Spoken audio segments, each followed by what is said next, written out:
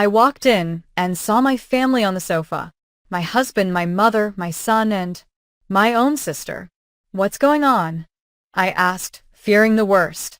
"Mum, sit down," my son said. "You have to accept a new reality. You're not in charge of this family anymore. Aunt Bryn, she makes Dad happier now." I was furious. They all knew. I walked out of the room without saying a word. The next day, I had 118 missed calls. "Hello, everyone. Thank you for being here with me today. Before I start my story, I would love to know which city you're watching from. Please don't hesitate to share it in the comments. Now, allow me to immerse you in this story. The wind coming off the tarmac at Atlanta Hartsfield-Jackson International was biting that night. The kind of cold that sneaks through your coat and settles in your bones. I had just landed after 3 exhausting days in New York City, saving a deal that my husband Marcus had nearly torpedoed with his arrogance. I was worn out. My eyes were burning from lack of sleep, and my shoulders ached from the weight of my laptop bag. All I wanted was a hot shower, a glass of red wine, and the comfort of my home. I wanted to tell Marcus that I had fixed his mess, that Sterling Ridge Realty, the real estate empire we had built over 22 years, was safe for another quarter. I pulled the car into the driveway of our estate in Buckhead. The living room lights were on, shining brightly against the dark, frost-covered lawn. It was odd. Usually by 10 o'clock at night, the house was silent. Marcus would be in his study, and our 21-year-old son, Jerome, would be in his room playing video games or with his friends. I opened the front door, dropping my keys into the bowl on the reception table. The silence that greeted me was not peaceful. It was heavy. It felt charged, like the air before a storm. "Hello," I called out, hanging on my coat. "Marcus, Jerome, I'm home." "Simone, we're in the living room." My mother's voice came from the great room. My stomach tightened. My mother, Carol, lived 40 minutes away. What was she doing here, on a Tuesday night? A sudden panic gripped me. Had something happened? To my sister Bryn? Was someone sick? I rushed toward the living room, my heart hammering against my ribs, but it wasn't a medical emergency. It was a courtroom. They were all there, arranged on the designer leather sofa I had chosen last Christmas. Marcus was seated in the center, impeccably dressed in a white shirt, but he wouldn't meet my eyes. To his left was my mother, Carol, her posture stiff, her hands tightly clasped in her lap. To his right, Bryn, my younger sister, and in the adjacent armchair, my son, Jerome. The atmosphere was suffocating. No one was crying. No one looked sad. They looked resolute. "What is going on?" I asked, my breath catching. "Is everyone okay, Mom?" I took a step forward, but Jerome stood up. He didn't come to hug me. He stood planted like a security guard blocking a door. He looked at me with eyes devoid of the warmth I had nurtured for 2 decades. "Mom, sit down," Jerome said. His voice was cold, deeper than I remembered, stripped of all affection. "You have to listen and not make a scene." "A scene?" "Jerome, you're scaring me." "What is this?" "You have to accept a new reality," he continued, reciting words that sounded rehearsed. "You're not in charge of this family anymore." I looked at Marcus. "Marcus, why aren't you saying anything?" Marcus finally looked up. His handsome face, the face that had been the public image of our company for years, twisted into a grimace of pity mixed with annoyance. "It's over, Simone. The farce is finished." "What farce?" I felt like I was drowning on dry land. "Aunt Bryn," Jerome said, pointing at my sister. "She makes Dad happier now, unlike you. She understands him." The world stopped spinning. I looked at Bryn, my little sister, the one whose rent I had paid for 6 years, the one I had hired when no one else would give her a job. She was sitting cross-legged, wearing a silk blouse that looked suspiciously like one missing from my closet. And then I saw it. Marcus' hand rested casually, possessively on Bryn's knee. We didn't want you to find out from a stranger, my mother, Carol, interjected. Her voice was not apologetic. It was a lecture. We wanted to do this as a family. Simone, you have to be. Realistic. You've been married to your job for years. Marcus is a man with needs. He needs a wife who is present, not a partner who sleeps with her laptop. Mom, I whispered, the betrayal cutting deeper than any knife. You knew you're approving of this. I'm supporting. Happiness, Carol said, raising her chin defiantly. Bryn and Marcus share a connection. They love each other, Simone. It wasn't something they planned. It just happened. You can't punish them for falling in love. I looked at Bryn. She offered a small triumphant smile. She tucked a strand of hair behind her ear and looked down. On her finger, sparkling under the recessed lights, was a diamond ring. It wasn't a new ring. It was my ring. It was the Antique Art Deco diamond Marcus had given me for our 20th anniversary. The one that had mysteriously disappeared from my jewelry box 6 months ago. I had turned the house upside down looking for it, crying for days. Marcus had told me I was careless, that I probably lost it at the gym. That's my ring, I said, my voice trembling with a rage, so pure it felt hot in my throat. It looks better on her, Marcus said with a shrug. It was a waste on you. You never wear jewelry, anyway. We want you to move out, Jerome said, breaking the silence again. Dad is keeping the house. I'm Staying here.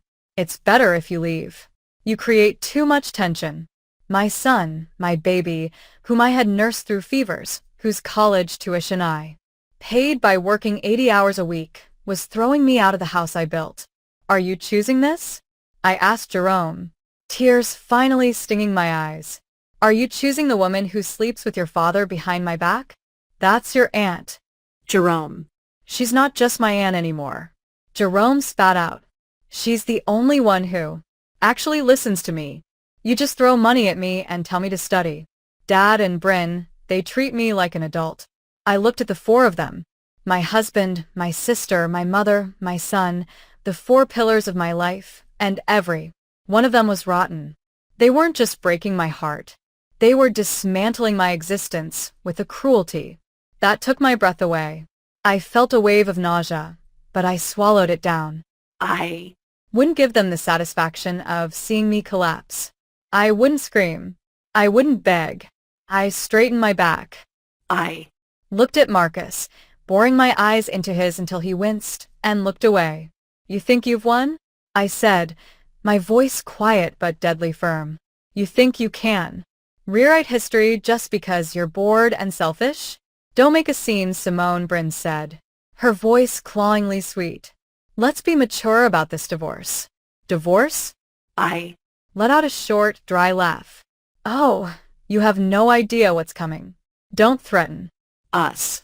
Marcus snapped, regaining his arrogance. I've already spoken to the lawyers. You're out. The prenuptial agreement, the company bylaws, I have it all covered. Get out that door, Simone. If you stay, I'll have security remove you from my property. Your property? I Looked around the room. I chose every tile in this house. I paid for every brick. And now you're trespassing. Jerome said. That was it, the final break. I looked at my son one last time, memorizing the face of the stranger he had become. All right, I said. I turned. I didn't take my coat off the rack. I didn't pick up my keys from the bowl.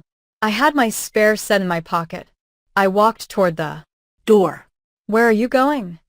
Carol shouted, a sudden anxiety in her voice. Simone, we need to discuss the settlement.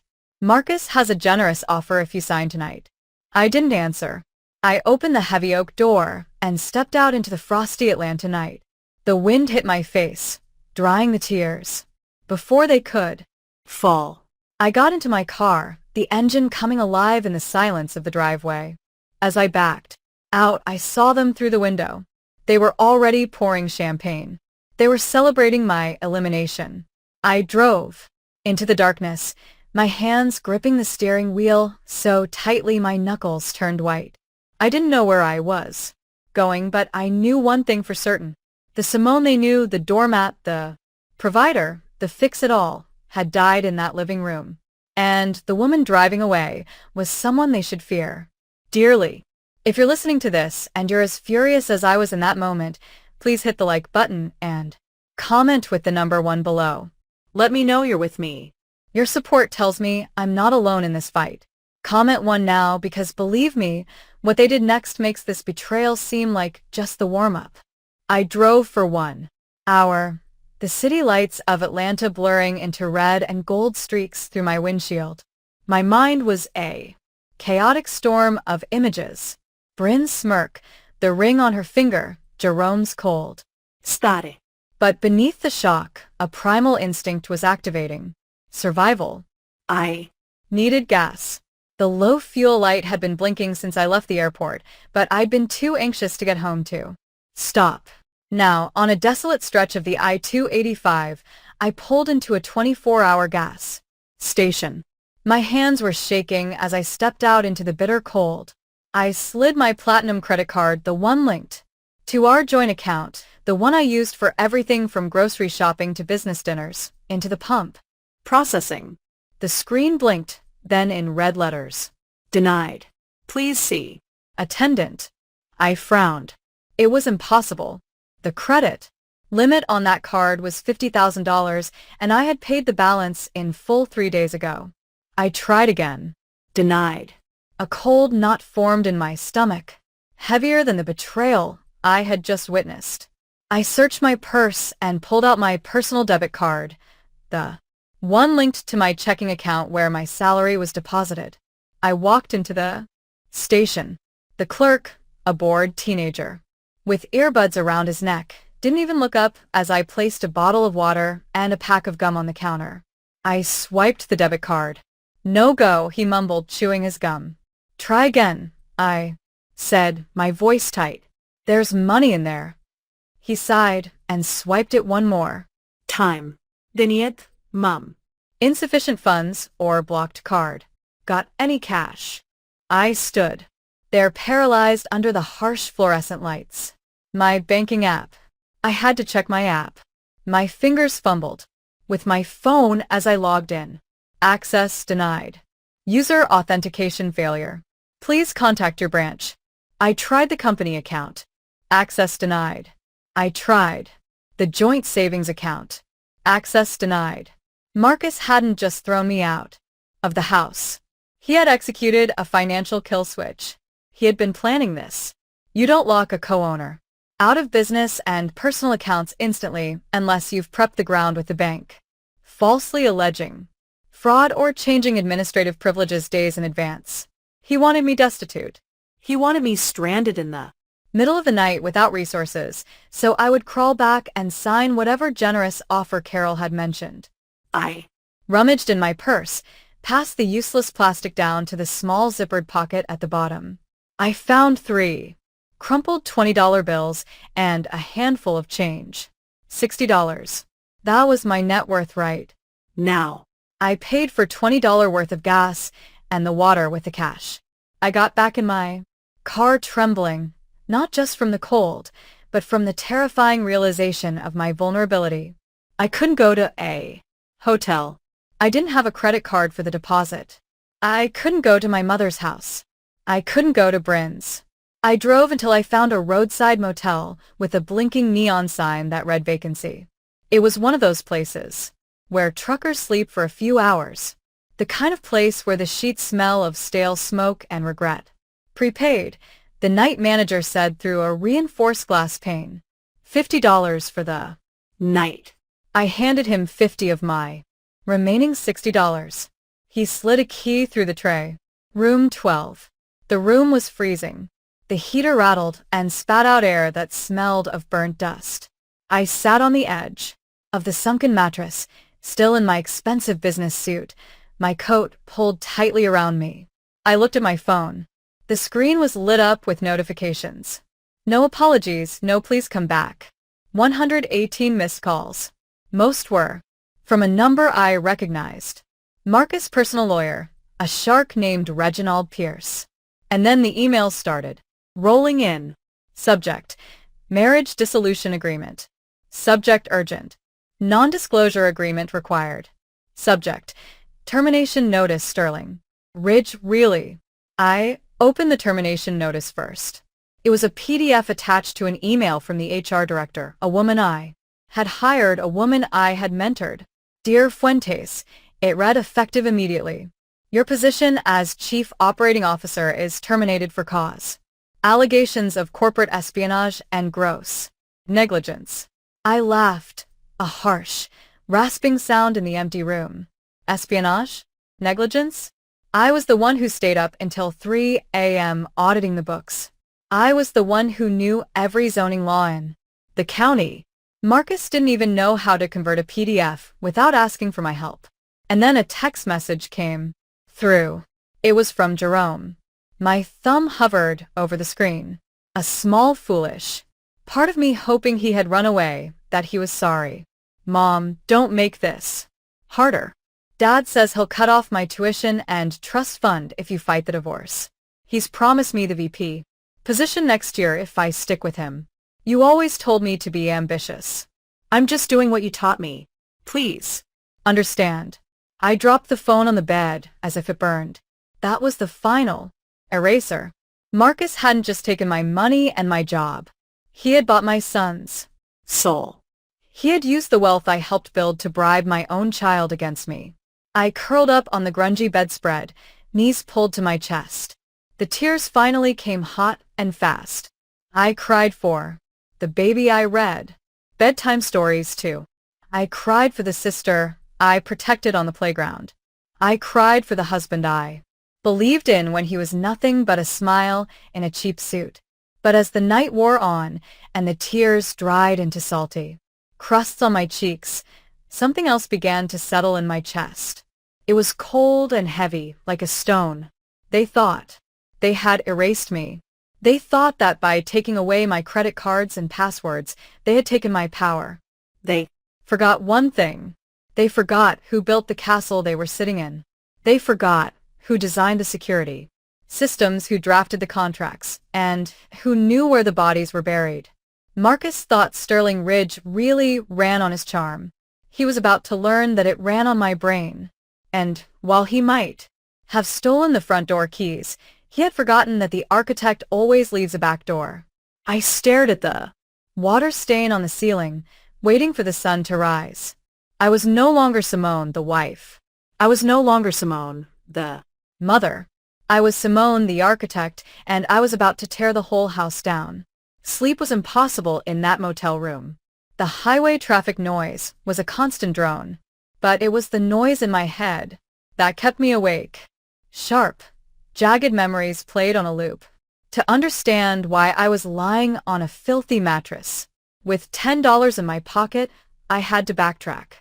I had to look at the foundation of my life and realize it had been cracked from the start. I grew up in a small town in rural Alabama, the eldest of 2 daughters. My father died when I was 7 years old, leaving my mother, Carol, to raise us alone. His death broke something in her, or perhaps it just revealed who she truly was. She was a woman who needed to be adored, to be the center of attention, and she projected that need onto her daughters, or rather onto one of them. Bryn was born beautiful, even as a baby. She had golden curls and big blue eyes that made strangers stop on the street. I was plain, brown hair, serious eyes, sturdy. I was the responsible one. Bryn was the princess. I remember the day I turned 18. I had just received my acceptance letter to Wharton Business School and a partial scholarship. It was my ticket out. I had worked 3 part-time jobs all through high school, tutoring, waitressing, shelving books at the library to save up for the rest of the tuition. I ran into the kitchen waving the letter. Mom, I got in. Carol was at the table painting Bryn's fingernails. Bryn was 12 then, already demanding and petulant. That's nice, Simone, my mother said, without looking up. But keep your voice down. Bryn has a headache.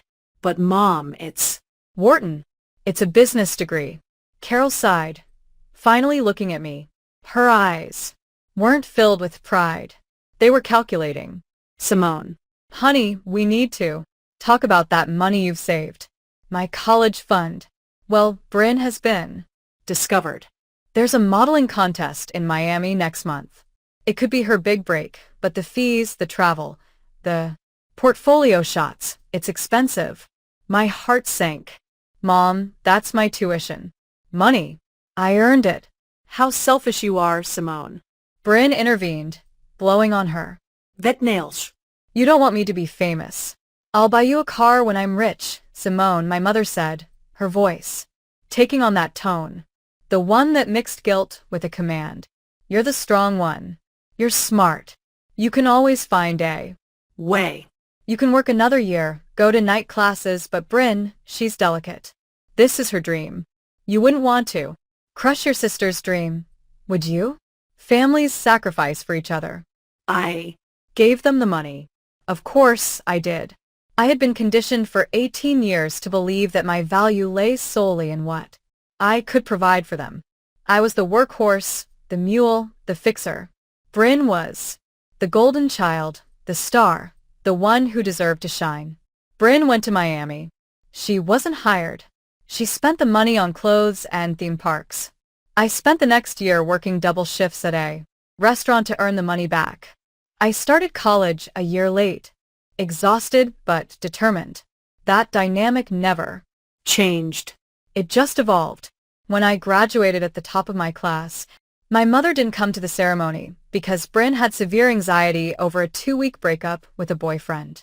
I Walked across the stage alone. When I got my first big promotion at a financial consulting firm, my mother said, "That's great, honey.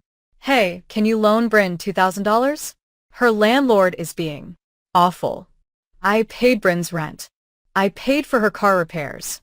I paid for her acting classes. She never attended. I bought my mother a condo, so she wouldn't have to worry about stairs. I thought I was buying their love. I thought if I just gave enough, worked enough, fixed enough problems, they would finally look at me the way they looked at Bryn. I thought one day my mother would look at my face and say, "I'm so proud of you, Simone. You are my joy." But I was never her joy. I was her electric bill. I was her safety net. And then I met Marcus. He was charming, ambitious, and seemed to see me. He told me I was brilliant. He told me I was beautiful. I didn't realize then that he had the same calculating look in his eyes as my mother. He didn't see a soulmate. He saw a host. He saw a woman trained to give everything and ask for nothing in return. He fit perfectly into the empty space in my heart that my mother and sister had hollowed out. I married him, thinking I was building a new family, a better family. Lying in the dark motel room, the revelation hit me with the force of a physical blow. I hadn't escaped my family dynamic by marrying Marcus. I had recreated it. Marcus was the golden child, demanding adoration and resources. I was still the workhorse, toiling in the shadows too. keep the lights on. And Bryn was just the inevitable conclusion. The two parasites in my life had finally found each other. "You're the strong one," Simone. my mother's voice echoed in my memory. Well, she was right about one thing. I was strong. Strong enough to carry them for 40 years. And now God helped them. I was strong enough to let go. I sat up on the bed, the metal springs squeaking. I wasn't going to cry anymore. The sadness was gone, replaced by a cold clinical clarity. They wanted delicate Bryn. They wanted dreamer Marcus. Fine. They could have each other, but they couldn't have my money. They couldn't have my company. I picked up my laptop bag. It was time to stop being the sacrificing daughter. It was time to be the CEO who liquidates toxic assets. The morning sun filtered through the motel room's dirty curtains, casting long, dusty shadows on the floor. I Opened my laptop. Thankfully, I had a portable Wi-Fi hotspot in my bag, a habit from years of business travel. Marcus couldn't cut off a device he didn't know existed. I didn't try to log into the bank accounts yet. I knew those doors were shut tight. Instead, I opened a file called SR File 1 to understand how I was going to destroy Marcus. You Have to understand how I built him. I met Marcus 22 years ago at a real estate networking event in downtown Atlanta. He was 29, wearing a suit that didn't quite fit, holding a glass of cheap wine and holding court with a group of investors. He was electric. He had a smile that could sell ice to an Eskimo, a laugh that made you feel like the funniest person in the world. I was 25, a junior analyst at one of the big consulting firms, standing in a corner clutching my binder of market studies. I watched him move across the room. He was charismatic, yes, but I could hear what he was saying. He was spouting jargon, making promises about returns that were mathematically impossible. He cornered me by the buffet. Looks like you're analyzing the structural integrity of the shrimp skewers, he quipped. No. I Smiled. I'm analyzing your pitch to those investors. You're promising a 15% return on a property in a declining district. You're going to lose them their money. He blinked in surprise. Then he laughed. Okay, you caught me. I'm a big ideas guy, not a numbers guy. I need someone who understands the boring stuff. The boring stuff is what keeps you out of jail, I said dryly. He fell in love with me, or at least with what I could do for him right then and there. Within 6 months, we were Married.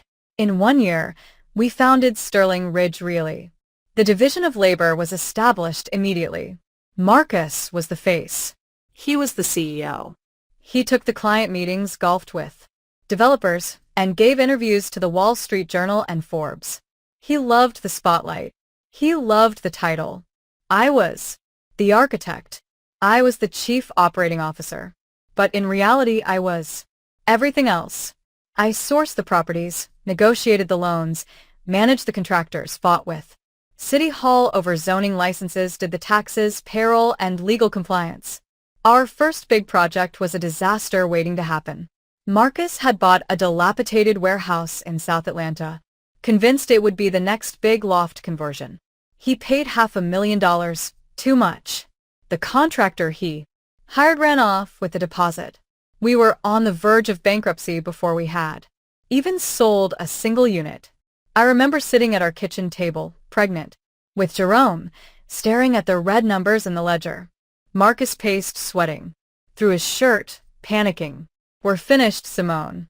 My reputation is ruined. I'm going to be sued. Sit down, I commanded. I took my grandmother's jewelry, the only inheritance I had received, safe from my mother and Bryn, and sold it. I Liquidated my retirement fund.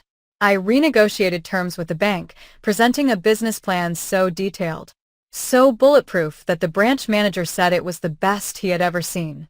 I Fired Marcus's friend, who was acting as project manager, and took oversight supervision myself, walking through construction zones with a hard hat and a 6-month bump. We finished the project. We sold out in 3 weeks. Marcus was hailed as a visionary in the business press. The headline read, Marcus Sterling, the new king of lofts.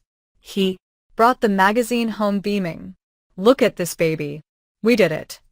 He didn't mention me in the interview once. When I gently pointed it out, he kissed me on the forehead. Honey, you know how the media is. They like a single narrative. Plus, you hate the spotlight. You're my secret weapon, the power behind the throne. I accepted it. I told myself it was for the family. I told myself that as long as the company succeeded, it didn't matter whose face was on the cover. I was a fool for 20 years. I Built the stage, set the lights, and wrote the script. Marcus just walked out and took the applause. The company grew. We expanded into commercial properties, luxury condos, mixed-use developments. We were worth millions. But the company's structure, that was my masterpiece. Marcus was lazy with details. He hated reading contracts. He hated passwords. You fix it, Simone was his favorite phrase. So, I set up the digital infrastructure, created the intricate web of LLCs to limit liability, configured the automated bank transfers, and because Marcus was paranoid about employees stealing from him, he insisted on a localized, highly encrypted internal server for our most sensitive financial data. He wanted a ghost access, a master administrator login that could bypass all other protocols in case we ever got locked out or held hostage by IT staff. Only you and I will know the ghost access, he had said. But Marcus never bothered to memorize the complex 64-character string I generated. He wrote it on a post-it, kept it in his desk drawer for a week, and then threw it away, assuming I would always be there to type it for him. He was right. I was always there until yesterday. Now, Sitting in the motel, I looked at the login screen for the private Sterling Ridge server. The VPN tunnel was secure. Marcus thought that calling the bank and removing me as a signatory had cut off my access. He thought that firing me through HR had revoked my access. He relied on standard protocols. He relied on the front door. He forgot about the ghost access. My fingers hovered over the keyboard. I typed the string of characters. It was a verse from a poem I loved mixed with the GPS coordinates of the first building we bought and the date Jerome lost his first tooth. Marcus knew none of those things. Authenticating access granted administrator level. The screen flooded with data. The entire nervous system of Sterling Ridge was open before me. Emails, wire transfers, ledger records, tax documents, private chat history. I wasn't just looking at a company. I was looking at the crime scene of my marriage.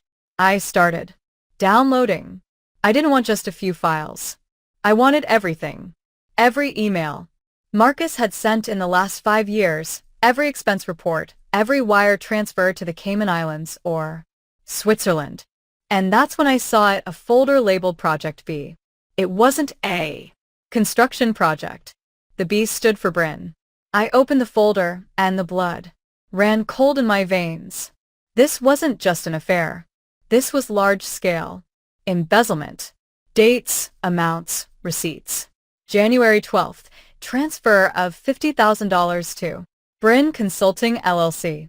Bryn's maiden name. February 14th, $12,000 at Tiffany and Come. March 1st, $4,500 for monthly rent of a luxury suite at the St. Regis. He had been keeping Bryn as a concubine with company money for 3 years. But it went even deeper. I saw transfers too. A phantom company I didn't recognize, Orion Holdings Group. The signatory for Orion wasn't Marcus. It was Bryn. And the assets being transferred into Orion weren't just cash. They were deeds. Marcus was slowly transferring the titles of our most valuable unencumbered properties into a company owned by my sister. He was gutting Sterling Ridge, preparing to leave me with the empty shell while he and Bryn walked away with the assets. I felt sick. This wasn't just replacing me as a wife. This was grand larceny. But as I scrolled through the documents, a cold smile touched my lips. Marcus was an actor, not an architect. He didn't understand the paperwork he was signing. In his arrogance and Bryn's greed, they had made mistakes, amateur, sloppy mistakes. They had forged my signature on the deed transfers. I could see it in the PDFs. A clumsy digital copy of my signature from a different document. And in Orion Holdings Group's operating agreement, Bryn had listed her permanent address. It was my address, the house I paid for. I had them. I had them dead to rights. But I couldn't strike yet. If I went to the police now, Marcus would claim it was an administrative error. He would pay a fine and bury me in litigation for years. He had the money for expensive lawyers. I had $10. I didn't need to let them hang themselves. I needed them to feel safe. I needed them to think I was defeated, ruined, and hiding in a hole. I closed the laptop. I had the blueprints for their destruction. Now I just needed to build the trap. The digital evidence of Project B burned in my mind, forcing me to recall exactly how Bryn had infiltrated my sanctuary. It began 5 years ago, a time when Sterling Ridge really was booming and my guard was down. Bryn had just gone through her third divorce. Her ex-husband, a decent mechanic named Derek, left her because she refused to work and spent his salary on designer bags she couldn't afford. She showed up on my doorstep with 2 suitcases and a tearful story that would have won an Oscar. "He was abusive, Simone," she cried, throwing herself into my arms. I Later learned abusive meant he had cut off her credit card. "I have nowhere to go. Mom said you would help me." Carol Called me 10 minutes later. "Simone, you have that big house with all those empty guest rooms. Let your sister stay for a few weeks. She just needs to recover. Family helps family." I agreed. I always agreed. 1 week turned into 6 months. Bryn spent her days by my pool drinking my wine and critiquing my landscapers. Marcus at the time seemed annoyed by her presence. "She's a leech, Simone," he complained. "She treats our house like a hotel." I Defended her. "She's grieving, Marcus. Give her time." Then came the request. I "Need a job," Bryn announced one night at dinner. I'm bored. "I want to work for you guys." I nearly choked. "Bren, we run a commercial real estate firm. It's high pressure. What skills do you have for this?" "I'm good with people," she insisted. "I can be, I don't know, client relations. I can organize the parties. I Can talk to investors." "You two are so serious. You need someone fun." no, he said. It was one of the few times I put my foot down, but Carol intervened. She Drove 40 minutes to have coffee with me. "Simone, this is Bryn's chance to be responsible. If you don't give her a job, she'll flounder. Do you want her living on your sofa forever?" give her a "Salary. Let her move out." "Marcus thinks it's a good idea," she added smoothly. I blinked. "Marcus, I talked to him. Carol said he thinks Bryn could help soften the company image. You know, you can be a little intense, honey." I confronted Marcus. "You want to hire Bryn?" Marcus shrugged, adjusting his tie. "Your mother's right. We need someone to handle the social side, the galas, the charity events. You hate that stuff. Let her do it. Pay her an assistant salary. Get her out of the house. We all win." So I did. I created a position. Director of Special Events. At first, it seemed to work. Bryn moved into an apartment I subsidized and organized the company Christmas party. It was lavish, over budget, but a success. Then the subtle shifts began. Bryn started coming into the office every day dressed not in business attire, but in tight dresses that were just on the edge of inappropriate. She spent hours in Marcus's office discussing event logistics. I'd walk past and hear them laughing. Whenever I entered the room, they would stop. "What's so funny?" I'd ask, feeling a prickle of unease. "Just a joke about a client," Bryn would say, smiling that saccharine smile. You "Wouldn't get it, Simone. It's an inside joke." She started joining us for business lunches. Then she started replacing me at them. "Simone, you stay back and finish the quarterly projections," Marcus would say. "Bryn, and I will take the developers to the steakhouse. You know you hate small talk." And I did hate small talk. I Loved the work, so I let them go. I stayed at the office eating a salad at my desk, running the numbers, making sure our profit margins were healthy, while my husband and my sister drank martinis and laughed at my expense. I Noticed changes in Marcus. He started dressing younger. He bought a Porsche he didn't need. He started staying out late for networking. When I voiced my concern, Carol gaslit me to infinity. "You're being paranoid, Simone," she scolded. "You should be glad Marcus and Bryn get along. Most men hate their in-laws. It's a blessing. Don't ruin it with your jealousy. It's beneath you." Jealousy. She made me feel like a crazy, insecure harpy. Now looking at the Project B folder on my laptop, I saw the reality. The networking dinners were dates. the business trips to Miami were vacations. And the consulting fees paid to Bryn were actually her allowance for being his mistress. The snake hadn't just slithered into the grass. I had opened the door, invited her in, and given her warm milk. And the worst part, my mother had held the door open. Carol had brokered this. She had pushed Bryn toward Marcus, knowing exactly what Bryn was capable of. She wanted Bryn to have the life I built because in her twisted mind, Bryn deserved the kingdom, and I was just the builder, destined to raise it and walk away. I Slammed my hand against the cheap motel desk. The pain anchored me to reality. Okay, I whispered to the empty room. You want to play the fun, irresponsible game? Let's see how much fun it is when the architect pulls the load-bearing wall. I spent the next 6 hours in a trance of forensic accounting. The ghost access gave me everything, but I had to be careful. If I made any changes, if I altered any file, the system logs could alert the IT director, a man named Steven who used to be loyal to me but now undoubtedly answered to Marcus. So I became a ghost. Ecopit E. Downloaded, I screenshotted, I traced the flow of money. It was worse than I thought. Sterling Ridge really was hemorrhaging money to fund their lifestyle and the transfers to Bryn. Shell Company. Marcus had stopped paying vendors. We were 3 months behind on payments to the construction crews for the new skyscraper in the financial district. We were in default on the interest for 2 major loans. Marcus was robbing Peter to pay Bryn. My company, my life's work, was a house of cards. If the creditors found out, we would be insolvent in 30 days.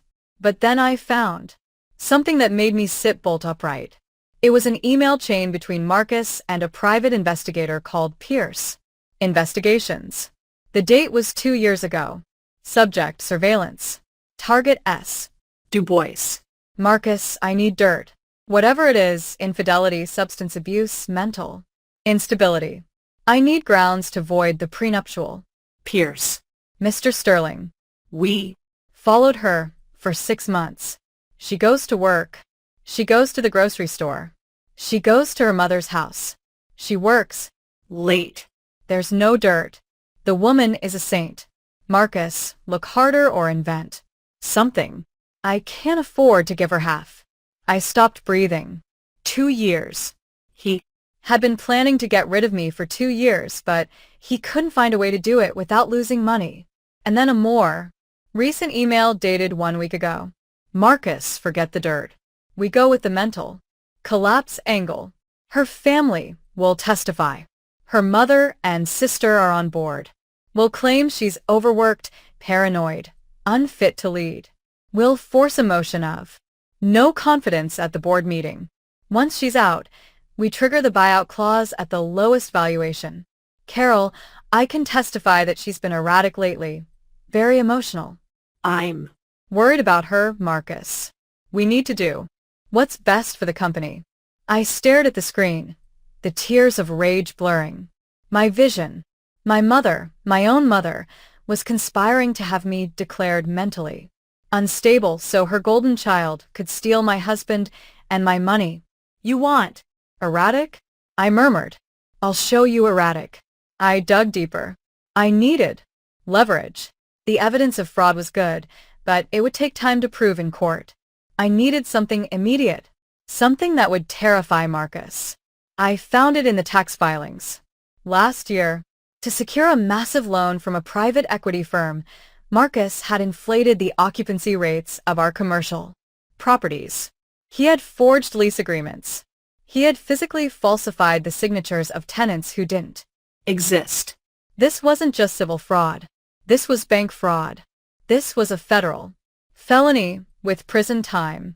And the loan documents were signed by Marcus Sterling, CEO.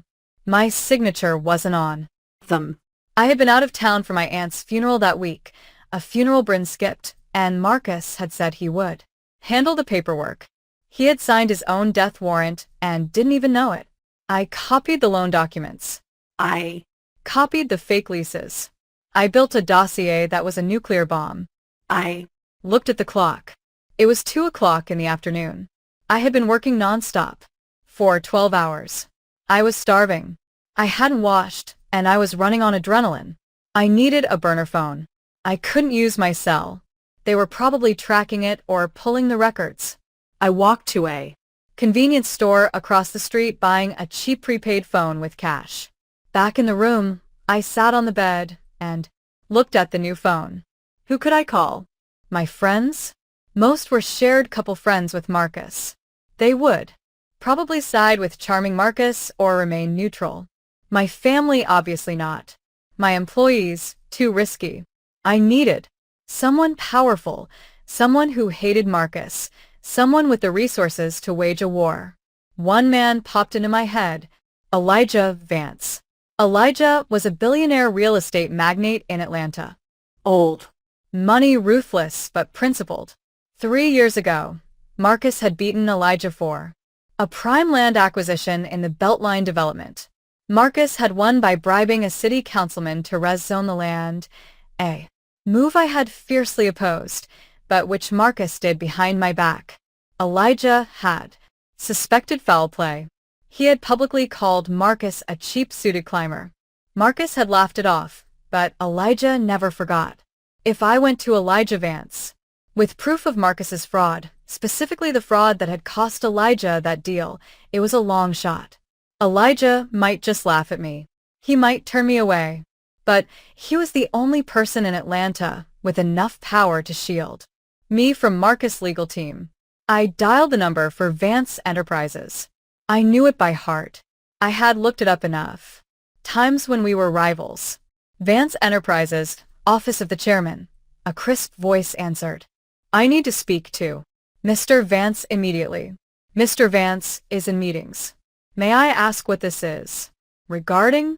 Tell him it's Simone Du Bois, I said. Tell him I know how Marcus Sterling got the Beltline acquisition resumed, and tell him I have the emails. There was a pause. 1 moment, please. 30 seconds later, a deep, growly voice was on the line. Mrs. Du Bois, to what do I owe the pleasure? Did your husband send you to gloat? My husband just fired me, drain my bank accounts, and put his mistress in my house, I said, my voice steady. I'm not here to gloat, Mr. Vance. I'm here to burn him to ashes, and I thought you might want to bring the marshmallows. Silence, then a low chuckle. I'm listening. Before I went to meet Elijah Vance, there was one more wound I had to cauterize. A file I'd been avoiding in the Sterling Ridge database. Jerome's trust fund. Jerome was my soft spot, my Achilles heel. I had protected him from Marcus narcissism his entire life. When Marcus forgot Jerome's birthday, I bought the gift and signed Marcus's name. When Marcus missed Jerome's soccer games, I told Jerome that Dad was working hard for our future. I had raised him to believe his father was a hero, covering up the reality that his father was a negligent egotist. Now I realized that was my biggest mistake. I had protected Jerome from the truth, and in doing so I had allowed Marcus to buy his loyalty with lies. I opened the trust fund documents. Marcus had recently modified the terms. Originally, the fund was to be paid out at age 25 conditional upon college graduation. The new terms dated 2 weeks ago, immediate access to a $200,000 cash distribution. Transfer of title for the 2023 Porsche 911 and the attached correspondence. Jerome. Dad. Mom is going to flip if I drop out next semester. Marcus. Mom. Isn't going to be in charge much longer, Jay. She treats you like a child. I treat you like a man. You want the car? You want the cash? You just have to back me up when the time comes. You have to tell the lawyers Mom has been acting strange, that she's unstable. Jerome. Well, she has been kind of stressed lately. Marcus, exactly. She's losing it. We have to protect the company. If you stick with me, I'll make you VP of Acquisitions next year. No degree needed. You can learn on the job. Like I did. Jerome. VP. Seriously? Okay, I'm in. What do I have to do? I read the words and my heart didn't just break, it turned to dust. VP of Acquisitions. Jerome was failing. Intro to Economics. He spent his weekends playing video games and sleeping until noon. He wasn't qualified. to run a lemonade stand, let alone a department in a multi-million-dollar company. Marcus was setting him up to fail, stroking his ego to use him as a pawn against me. And Jerome, my sweet boy, had sold his mother out for a Porsche and a title he hadn't earned. I Remembered the text he sent me last night. Dad says he'll cut off my tuition. He wasn't worried about tuition. He was worried about easy money. I pulled up Jerome's credit card statement, the one I paid. Liquor store, nightclub, online gambling club, strip club. He was in a downward spiral. and Instead of parenting him, Marcus was funding that spiral to buy an ally. I Picked up my burner phone, hesitating. He was my son, but the boy who sat on that sofa and told me to accept reality wasn't the boy I raised. He was his father's creation. If I continued to cushion his fall, I would lose him forever to Marcus' world of corruption and superficiality. The only way to truly save him was to let him crash. I typed a text message. I didn't send it yet. I just wrote it, staring at the cursor. Jerome, I saw the emails. I saw the car. You chose the easy way, but the easy way is a trap. When your father is done using you, he will discard you just like me. I love you enough to let you learn this the hard way. Good luck, Mr. Vice President. I saved the draft. I dried my eyes. I Navigated to the payroll system. I removed Jerome from the intern payroll he had been on for 3 years, despite never stepping foot in the office. I couldn't touch the trust fund. Marcus controlled it now, but I could touch the health insurance. Jerome was on my policy. The policy I paid for personally. Remove dependent. Jerome Sterling. Reason. No longer a full-time student. It was petty. It was small, but it was the first time in 21 years I hadn't fixed something for him. My phone vibrated. It was the address for the meeting with Elijah Vance, the Peach Tree Club Library Lounge in 1 hour. come alone. I closed the laptop, went to the bathroom, and splashed cold water on my face. I tried to fix my hair. My suit was wrinkled, but I shook it out. I applied a layer of lipstick, my armor. I Looked in the mirror. The woman looking back looked tired. Yes, but she looked dangerous. She looked like a mother who had lost her cubs and had nothing left to lose. You want instability, Marcus? I Told my reflection. I'm going to show you an earthquake. I walked into the Peach Tree Club in the same wrinkled suit I had fled my house in, carrying a laptop bag that contained enough evidence to send my husband to a federal correctional institution. The doorman eyed me skeptically. This place smelled of old money, old grudges, and mahogany. A world Elijah Vance ruled. I found him in the library lounge sitting in a leather armchair reading the Financial Times. He was 65, silver-haired, and had eyes like polished flint. He didn't stand when I approached. Mrs. Du Bois, Elijah said, folding his newspaper. You look terrible. I feel terrible, I admitted, sinking into the chair opposite him. But my brain is working perfectly. You mentioned the Beltline deal. Elijah cut To the chase. You said you had proof. I opened my laptop. I didn't waste time on pleasantries. I pulled up the dossier I had compiled in the motel room. I turned the screen toward him. 3 years ago, Marcus beat you for the Beltline lot. You suspected he bribed City Councilman Davis. You were right. Elijah leaned forward, his eyes narrowing. Here's the wire transfer, I said, pointing at the screen.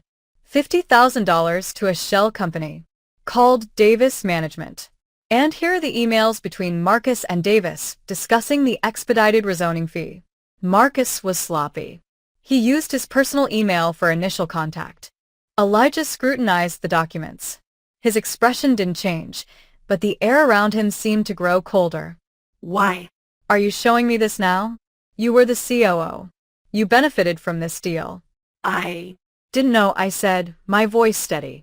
Marcus kept a parallel set of books.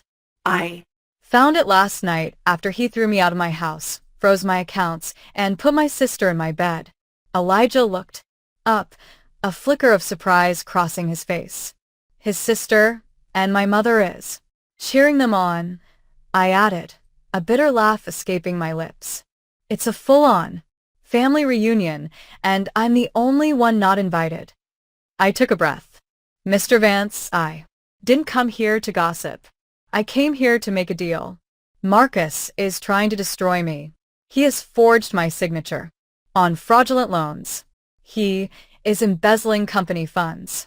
He's going to leave Sterling Ridge really a smoking crater. Do you want me to save it? Elijah raised an eyebrow. I want you to help me bury him, and in exchange, I will give you the Beltline property. Continue. Marcus is over-leveraged. He's cash poor. He's about to default on construction loans. If you step in now as a white knight, investor offering a bridge loan to save the project, he'll take it. He's desperate. And in the loan contract we embed a guarantee clause. If he defaults, which he will because I know the real numbers, you get the assets, specifically the Beltline deed. Elijah stared at me for a long moment. The silence stretched, thick and tense. Then a slow smile spread across his face. It wasn't a warm smile.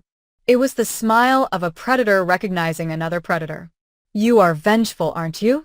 Elijah said softly. I'm efficient, Corrected. Marcus thinks I'm a scorned wife who will cry in a corner.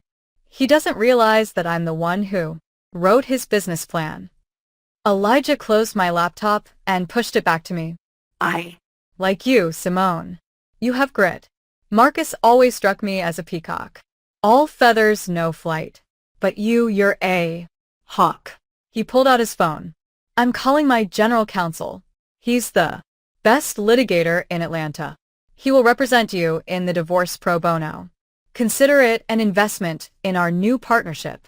Thank you, I whispered, the relief flooding me. And Simone, Elijah added, his eyes hard. Don't disappoint me. If we do this, we destroy him completely. No merci. No taking him back. When he cries. He won't be crying, I said, thinking of Marcus' smirk when he took my ring. He'll be screaming. Elijah nodded. Good. Now, let's get you a hotel. Room that doesn't charge by the hour. You can't plan a war if you haven't slept. That night, I slept in a suite at the St. Regis Atlanta, paid for by Vance Enterprises. I took a long bath, scrubbing the motel grime from my skin. As I lay between the clean, cool sheets, I felt a deep shift inside me. For 20 years, I had been the fixer. I had smoothed over Marcus's mistakes, cleaned up his messes, made him look good. I had been the invisible glue holding everything together. Now I was going to be the solvent. I was going to dissolve everything he thought he owned. I picked up my burner phone and sent Elijah a one-word text. Ready. 3 days later, the trap was set. Elijah's lawyer, a terrifyingly calm man named Wesley Thorne, had drafted the divorce settlement. It was a masterpiece of legal misdirection. On the surface, it looked like a complete surrender. The proposal: Marcus keeps the family home. Marcus keeps full ownership of Sterling Ridge. Simone receives a one-time lump sum of $500,000, a fraction of what I was due. Simone waives all claim to future alimony. It looked like I was giving up. It looked like I was broken, desperate for cash, and just wanted to run. Marcus would love it. It fed his ego perfectly. But buried deep in the 60-page document in Section 14, subsection C, paragraph 4, was the poison pill clause. In the event that either party to this agreement is found to have engaged in undisclosed criminal activity, fraud or embezzlement during the marriage, or is convicted of a felony within 24 months of signing, this agreement in its entirety shall be null and void.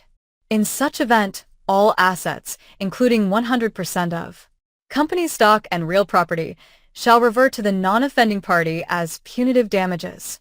Marcus never read the fine print. He paid lawyers to do that, but his lawyer, Reginald Pierce, was lazy. I knew because I used to pay his invoices. Pierce would skim the contracts, look for the big numbers, the settlement, the alimony. He wouldn't look for a specific reversion clause buried in generic liability text. I met Marcus and his lawyer at Pierce's office. Ibura no Macaut. I wore an old sweater. I kept my head down, staring at the floor. I needed to sell the image of the defeated woman. Marcus strode in like he owned the world. He wore a new Italian suit and smelled of expensive cologne, probably a gift from Bryn. Well, look who crawled out of her hole. Marcus sneered as he sat down. I hope you're ready to sign, Simone. Bryn and I have wedding invitations to order. Just give me the check, I said in a trembling voice. I Just want to leave, Marcus. I can't fight you anymore. Marcus laughed, looking at Pierce. See, I told you she'd surrender. She has no stomach for this. Pierce slid the papers across the table. Standard agreement, Simone. You walk away with $500,000 and a clean slate. Just sign here, here, and here. I picked up the pen. My hand was shaking. Partly acting, partly pure adrenaline. What about Jerome? I asked softly. Jerome is staying with me, Marcus said, leaning back in his chair. He's my vice president now. We're going to build an empire together without your constant nagging.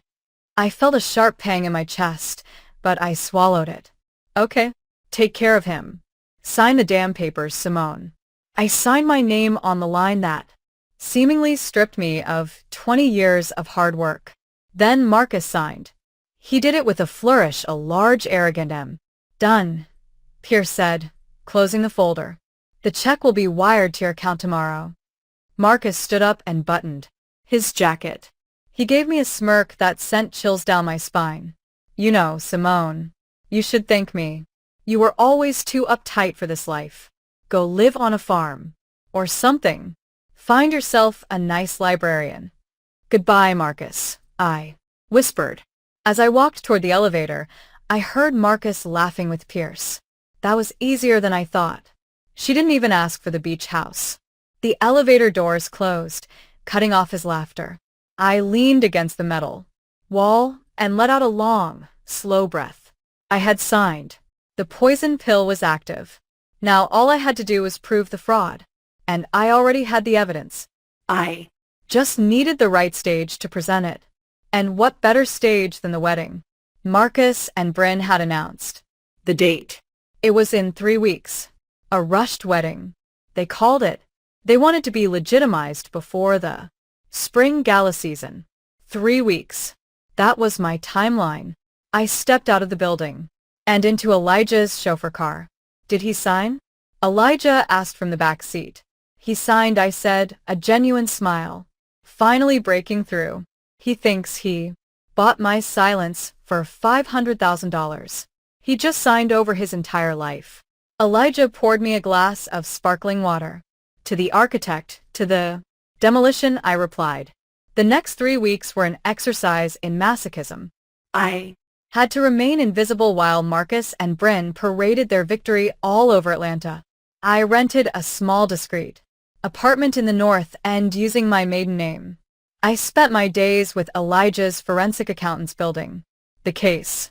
We were turning the raw data I had stolen into a legal sledgehammer. Every night I tortured myself by checking social media. Bryn's Instagram was a spew of luxury. A photo of a new convertible Mercedes. My future hubby spoils me. Hashtag blessed her new beginnings. A photo of my dining room redecorated with tacky gold wallpaper. Out with the old, in with the glam. Finally making this house a home. That hurt, watching her erase my touch from the home I built. But the most painful posts came from my mother. Carol posted a picture of the 3 of them, Marcus, Bryn, and herself toasting with champagne flutes at a tasting menu dinner. The caption, finally, a family that knows how to enjoy life. So proud of my beautiful daughter, Bryn, and my wonderful son-in-law, Marcus. True love always wins. True love. She had sold her eldest daughter out for a seat at a fancy table. And Jerome. Jerome was silent on social media, but I saw the credit card alerts on the secondary accounts I still monitored, the ones Marcus hadn't found Yet. The Nobleman's Liquor, $400. Capitol Nightclub, $10,000. Bail bonds, $500. My son was in a free fall. Marcus wasn't raising him. He was indulging him. I wanted to rush in and save him, but Elijah stopped me. You can't save someone who doesn't want to be saved, Simone. Elijah told me softly. He chose a side. Let him see what that side Truly looks like when the lights go out. I knew he was right, but it felt like cutting off a limb. Meanwhile, the company was rotting from the inside.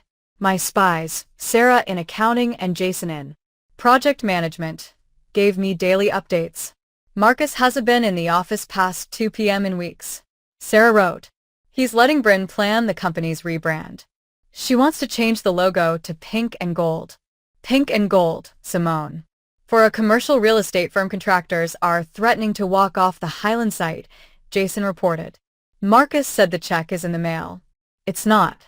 He used the construction money to pay for the wedding venue. Let it burn. I told them just document everything. Save the email where he tells you to delay payments. The wedding was going to be at the St. Regis in the Grand Ballroom. It was the most expensive venue in the city. Bryn had invited 300 people, investors, politicians, local celebrities. They wanted to cement their status as Atlanta's new power couple. They wanted an audience. Good, I thought, looking at the invitation Sarah had secured for me. You want a spectacle? I'll give you a spectacle. 2 days before the wedding, I got one last piece of leverage. It came from an unexpected source. My phone rang. Unknown number. Hello, Simone. It's Derek. Derek, Bryn's ex-husband, the mechanic. She had bled dry. Derek, I said, surprised. How are you? I'm okay. Look, I heard what happened. What they did to you. It's disgusting. I got something, Derek said, lowering his voice. When Bryn left me, she left a box of papers in the garage. I was going to burn them, but I looked through them last night. Simone, she has credit cards in your name from 3 years ago. What? She opened them when she was staying with you. She intercepted the mail. She maxed them out and then hid the statements. But I found the collection agency letters. And I found a letter from Marcus. From Marcus? Yeah. He paid one of the cards off. The letter says I covered this one. But you have to be more careful. If Simone sees this on her credit report, we're both dead. Stick to the plan. 2 more years and we take it all. 2 more years. The timeline fit perfectly. Marcus had been conspiring with my sister to steal my identity and my money while I was feeding her and giving her a job. Derek, I said, my voice trembling, can you bring me that box? I'm on my way, he said. When? Derek handed me that box. I felt the last lock click into place. This wasn't just fraud. It was a predatory conspiracy, calculated and evil. I looked at the handwritten letter from Marcus. 2 more years and we take it all. I locked the letter in my safe. Thank you, Derek, I said. Give them hell, Simone, he said with a grim smile. Oh, I plan to, I replied. I plan to give them the whole damned hell. The day before the wedding, I did something dangerous. I went to see Jerome. I knew I shouldn't. Elijah advised against it, but I was a mother first and a vengeful ex-wife second. I needed to give him one last chance to get off the sinking ship. I waited outside his new penthouse, the one Marcus bought with company funds. At 11 a.m., Jerome stumbled out, looking hungover. He wore designer sunglasses and a sweatshirt that cost more than my first car. Jerome, I called. He jumped, spinning around. When he saw me, his face hardened. Mom, what are you doing here? Are you stalking me now? I'm not stalking you. I'm trying to save you. I don't need saving, he spat, walking toward his Porsche. I'm doing great. Dad just put me in charge of the Southern Region portfolio. Jerome, listen to me, I said, stepping into his path. Your father is lying to you. The company is bankrupt. He's stealing money to pay for this lifestyle. He's using you as a shield. When the feds come, and they are coming, your name is on the documents. Jerome laughed. It was a Hollow, brittle sound. You're just jealous. You're jealous because Dad is winning and you're a nobody. You're living in some slum, aren't you? Dad told me. I'm living in reality, I said, my voice urgent. Jerome, please don't go to the wedding tomorrow. Just say you're sick.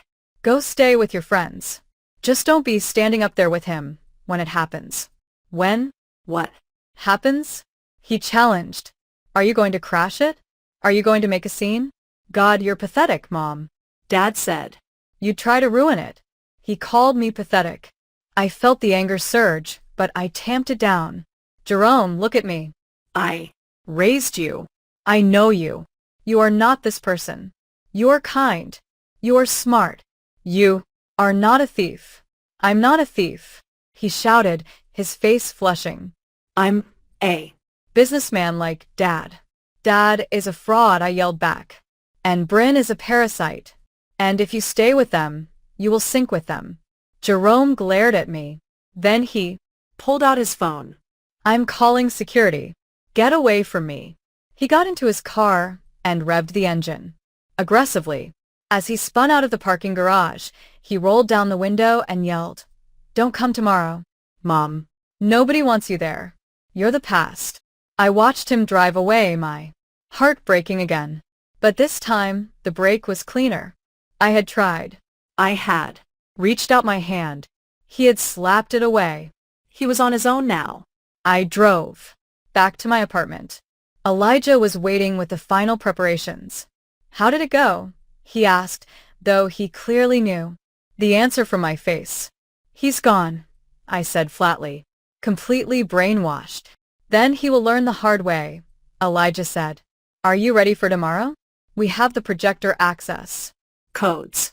The police are briefed. Inspector Miller is waiting in the lobby at 8 p.m. Yes, Elijah handed me a garment bag. Then you'll need this. I unzipped the bag. Inside was a suit. It wasn't a frantic, desperate ex-wife's dress. It was a sleek, custom-tailored black tuxedo. Yves Saint Laurent. Powerful, elegant, severe. Put on your armor, Simone, Elijah said. Tomorrow you are not the victim. You are the executioner. I touched the fabric. It was cool and smooth. Thank you, Elijah. Get some rest, he said. It's going to be a long night. I didn't rest. I sat by the window watching the city lights. I thought of Marcus and Bryn probably rehearsing their vows right now, probably laughing about how they had gotten away with it. 2 more years, and we take it all. They wouldn't get 2 years. They wouldn't even get 2 days. Tomorrow the new Mr. and Mrs. Sterling were going to have a very different kind of reception. The wedding morning dawned gray and cloudy, a perfect day in Atlanta for a funeral. I spent the morning reviewing the presentation. We had timed it perfectly. It would start right after the video montage of their love story that Bryn had commissioned for $20,000. At 6 p.m., the guests began arriving at the St. Regis. I watched the live feed from a camera Elijah had installed in the ballroom. He had an ownership stake in the hotel. Gaining access was trivial. It was nauseatingly opulent. The room was covered in crystal and pink. Roses, thousands of them. There was an ice sculpture of Marcus and Bryn intertwined. I watched my mother, Carol, greeting guests. She wore a champagne-colored dress that was too youthful for her, beaming as if she had won the lottery. Yes, isn't it wonderful? I heard her tell a confused cousin. They're soulmates. Simone. Oh, poor Simone couldn't handle Marcus' success. She's taking some time off. I saw Marcus. He looked nervous but triumphant. He was shaking hands, patting backs, playing the role of the benevolent king. And Bryn, she walked in wearing a custom Vera Wang gown draped in diamonds. Diamonds my company paid for. She was gorgeous. I had to admit it. Gorgeous and rotten. The ceremony began. I listened to them. Exchange vows. I promise to be your partner in all things, Marcus said, looking deeply into Bryn's eyes. I promise to support your dreams and spend my life making you happy, Bryn cooed. I Was sitting in the hotel suite upstairs, sipping black coffee.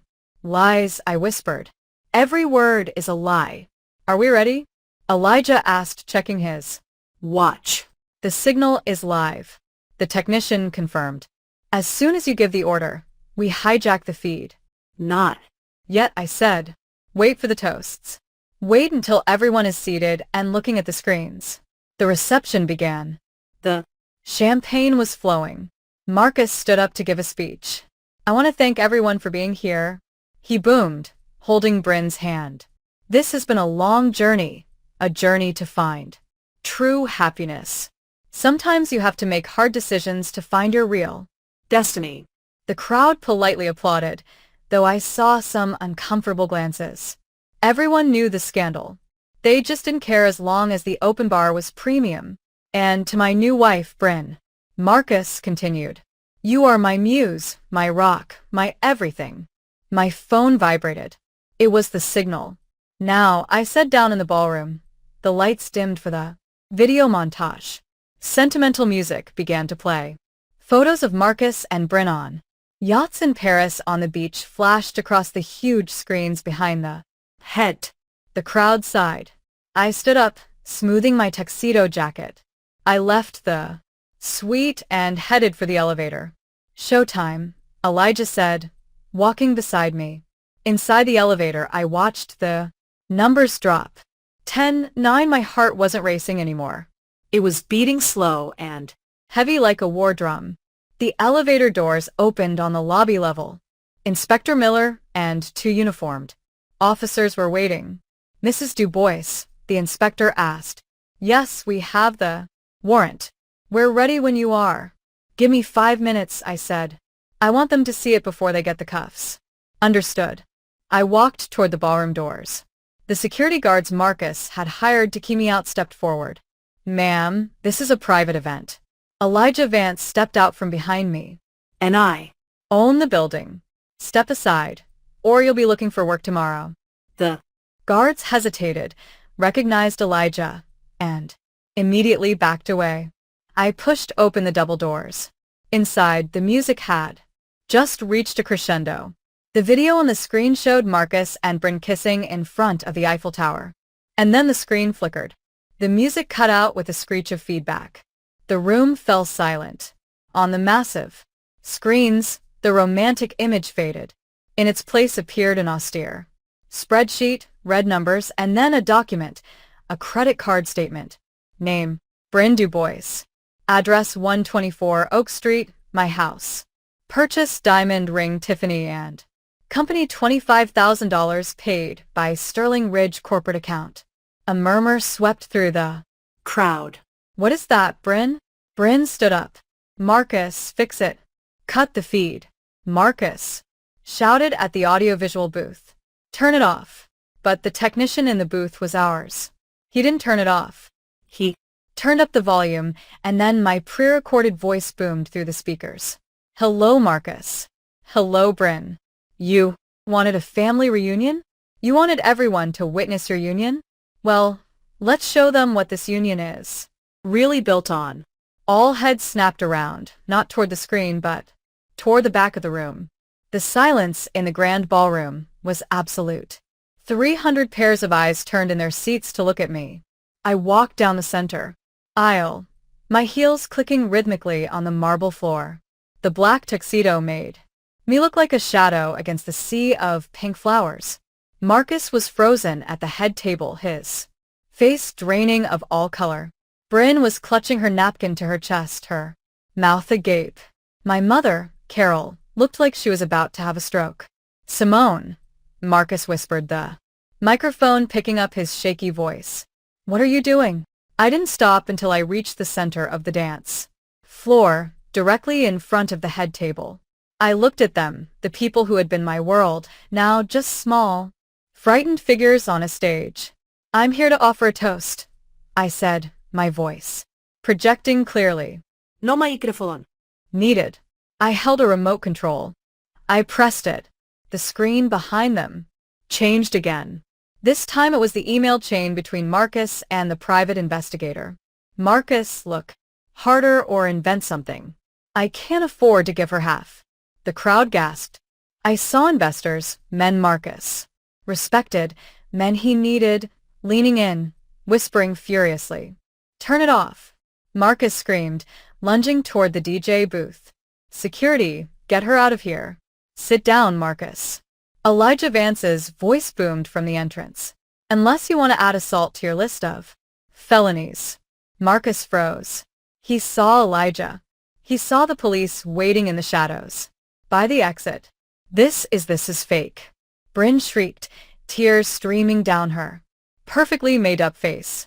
She's jealous. She hacked the system. She's crazy. Crazy. I pressed the remote again. A new document appeared. The falsified loan. Application for the Beltline project. The one with my signature clumsily pasted on. Is documentary forgery crazy? Bryn? I asked calmly. Is bank fraud crazy? Because those are years in federal prison. And guess whose name is on the shell companies receiving the stolen funds? I pressed again. Orion. Holdings Group. Owner Bind Du Bois. You pointed ahead. You're not just a Mistress. You're a mule. Marcus used you to launder $3 million. Did he tell you that? Did he tell you that when the IRS comes looking, they'll come for your signature? Bryn looked at Marcus, her eyes wide with horror. Marcus, did you say it was tax optimization? You said it was legal. Shut up, Bryn. Marcus hissed. Oh, don't stop him, I said, smiling coldly. Let him explain. Let him explain to our mother what he really calls her. Click. The email appeared. Subject, the old lady. Marcus just cut Carol another check from the bund. The old lady is greedy.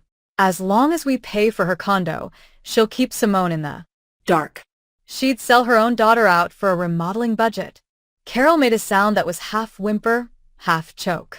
She stood up, her hands trembling so hard she knocked over her champagne glass. Marcus, you called me that. After everything I did for you. I sided with you. I betrayed my own daughter for you. And what did you get, Mom? I said, looking at her with pity. A seat at a wedding that's about to become a crime scene. Marcus looked around the room, his eyes frantic. He saw his empire crumbling in real time. He saw investors walking out. He saw the waiters stop to stare. He saw the end. You signed the agreement, he shouted, desperate. You signed it. You gave up everything. You can't touch the company. Section 14, I said simply, the poison pill. If you committed a felony, the agreement is null and void and everything, the house, the company, the assets, reverts to me. Marcus's knees buckled. He sagged back into his chair. And Jerome, I said, turning my gaze to my son, who was sitting at the end of the table, ghost white. Jerome looked at me terrified. He looked at the screen, which was now displaying his own text messages. VP. Seriously? Okay, I'm in. You wanted to be a businessman, Jerome? I said softly. Well, here's your first lesson. Vet your partners carefully. I pressed the remote one last time. A video played. It was surveillance footage from the company parking garage. It showed Marcus arguing with Bryn 2 days before. Marcus on video. Once we get the Vance money, we dump the kid. Jerome is dead. Wait. We leave him with the tax debt and move to Monaco. He's too stupid to realize. The ballroom went silent. Jerome slowly stood up. He looked at his father. The hero worship in his eyes was gone, replaced by a devastating comprehension. Dad, Jerome whispered. You were going to abandon me. Marcus stammered. Jay, no, I was stressed. It's out of context. You called me stupid. Jerome said, his voice cracking. You said I was dead weight. Jerome, sit down, Marcus ordered, trying to regain Control. Don't listen to her. Jerome didn't sit. He picked up his glass of champagne and threw it into Marcus's face. I hate you, Jerome screamed. I hate you. Chaos erupted. Carol sobbed. Bryn hyperventilated.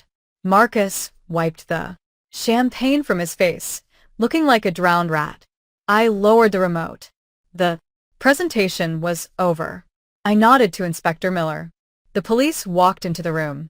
The guests parted like the Red Sea. Marcus Sterling, the inspector announced. You are under arrest for bank fraud, embezzlement, and documentary forgery. Ben Du Bois, you are under arrest for conspiracy and money laundering. No. Bryn shrieked as the officer grabbed her wrists. I didn't know. I'm just his fiancé. He made me do it. Tell it to the judge, the officer said, snapping the handcuffs shut. Marcus didn't yell. He just stared at me. As he was being cuffed, he locked eyes with me. You ruined everything, he spat. You bitter, vengeful witch. I Walked closer to him. I stood so close I could smell his fear. I didn't ruin anything, Marcus. I said, quiet as a frozen lake. I just turned on the lights. And you? You're just a cockroach that got caught. They dragged him away. The wedding guests stood in stunned silence. The only sound was Carol's weeping. I looked at the head. Table one last time. The cake was untouched. The flowers were perfect. The illusion was destroyed. I turned to Elijah Vance. I think I'm finished here. Brilliant, Elijah said, offering me his arm. Absolutely brilliant. As we walked out, I didn't look back at my crying mother or my devastated son. Not yet. They had made their bed. Tonight. They had to sleep in it. The days following the wedding were a media circus. The Atlanta Journal-Constitution ran the story on the front page. I do not real estate mogul arrested at the altar. I didn't give interviews. I let the evidence speak for itself. I went back to my house 3 days later. The police had cleared it as a crime scene. It felt strange to walk back into the rooms I had designed. Bryn's things were everywhere. Tacky clothes, cheap. Magazines half empty. Wine bottles. I hired a cleaning crew. Throw out everything, I told them. Everything that isn't mine. Burn the sheets. Change the mattresses. I wanted to scrub her DNA from my life. Marcus was denied bail. The judge deemed him a flight risk due to the video-recorded Monaco plan. He was in the FCI in Georgia trading his Italian suits for an orange jumpsuit. Bryn made bail paid by my mother who had liquidated her retirement savings to get her baby out. But Bryn wasn't free. She was facing 5 to 10 years. Her face was all over the internet as the jail-bound gold digger. A week later, my mother came to see me. She looked 10 years older. Her hair was messy. Her eyes were red. She stood on my porch, trembling. Simone, her voice shook.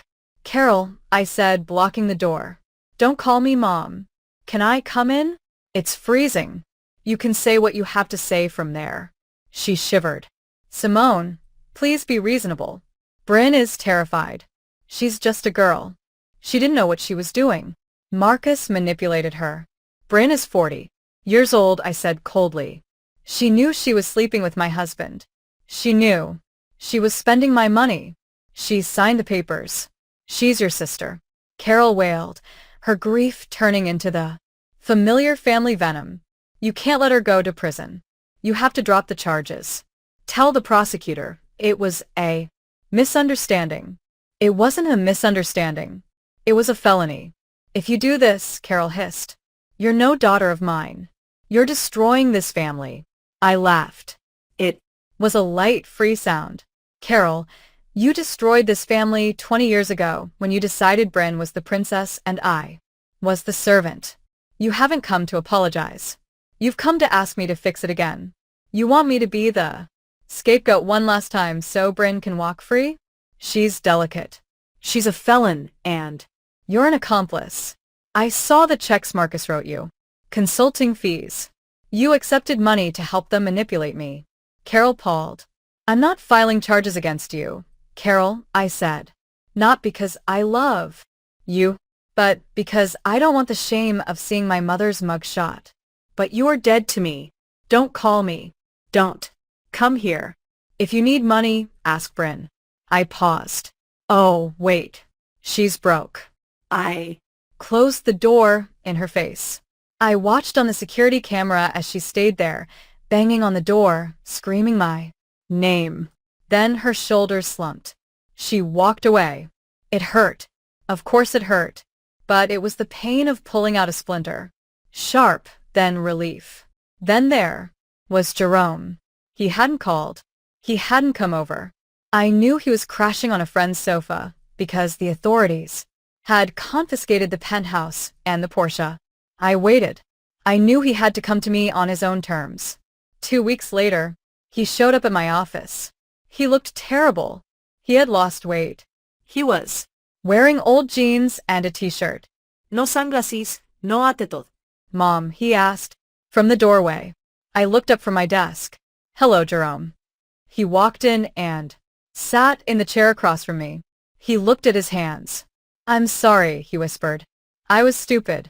He made me feel important. He told me it was better than college.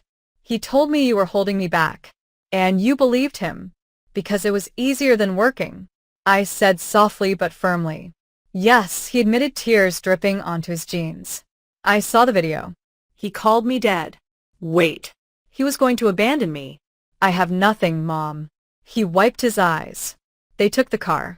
I have no money. I need help. I looked at my son. I wanted to hug him. I wanted to write him a check and fix everything. But I was the architect now. And you don't build a strong structure on cracked foundations. I love you, Jerome, I said. But I'm not going to give you money. He looked up, horrified. But where am I supposed to live? I don't know. You have to figure that out. Mom, please. This is the deal, I said, sliding to Pieces of paper across the desk. This is a student loan application, and this is a job application for the mailroom at Phoenix, really. Minimum wage. You start at the bottom. You finish your degree at Night. the mailroom? He asked, surprised. Take it or leave it. If you want to be a man, Jerome, you earn it. Marcus gave you things to buy you. I'm Offering you nothing so you can build yourself. He looked at the papers, looked at me, saw the resolve in my eyes. Slowly, he reached out and took the pen. Okay, he said, his voice trembling. I'll take the job. Good, I said. Report to Sarah in HR. She'll give you an ID badge. Don't be late. He stood up. He Looked at me. He truly looked at me for the first time in years. You're really scary, Mom, he said with a hint of admiration in his voice. I know, I smiled. Now get to work. The trial was short. The evidence was overwhelming. Marcus Sterling pleaded guilty to avoid a 20-year sentence. He received 8 years in federal prison plus restitution. He Looked gray and defeated in the courtroom. He didn't look at me once. Bryn took a plea deal. 3 years in Prison for fraud. She sobbed as the gavel fell, looking at Carol in the gallery and screaming, Mom, do something. But Carol couldn't do anything. Carol was living in a studio apartment, subsisting on Social Security, having lost her allowance and her pride. I sat in the back row in my black suit. I watched. Justice served. I didn't feel joy. I felt peace. The ledger was finally corrected. Epilogue. 1 year later, I was in my office on the 40th floor overlooking the city. The Phoenix Really sign on the wall behind me was a sleek silver and blue, no trace of pink. The company was thriving. We had just closed the Beltline deal with Elijah Vance. It was going to be a mixed-use development featuring luxury condos, but also affordable housing and a community center. My phone vibrated. Jerome, it read. Hey, Mom. Just finished my economics final. I think I aced it. Also, the mailroom team improved sorting efficiency by 15% this week. Am I getting a raise? I smiled. Don't push it, but dinner is on me tonight at 7. Jerome was working hard. He Was tired, broke, and humble, and I had never been prouder of him. he was. Becoming the man I knew he could be, not the caricature his father tried to mold. A knock came at my door. Come in. Elijah Vance walked in with a bottle of champagne. Happy anniversary, he said. Of the day you burned down the circus. It feels like a lifetime ago, I said, accepting the flute. You know, Elijah Said, leaning against my desk. Marcus sent me a letter from prison. He wants to know if I'll buy his shares of the old shell companies. He needs commissary money. What did you tell him? I told him, I only do business with the CEO, and the CEO is busy building an empire. We clinked glasses. I looked out at the city skyline. I had lost a husband. I had lost a sister. I had lost a mother. But I had found myself. I was no longer the scapegoat. I was no longer the fixer. I was no longer the invisible wife. I was Simone Du Bois, the Architect. and my life was finally truly mine.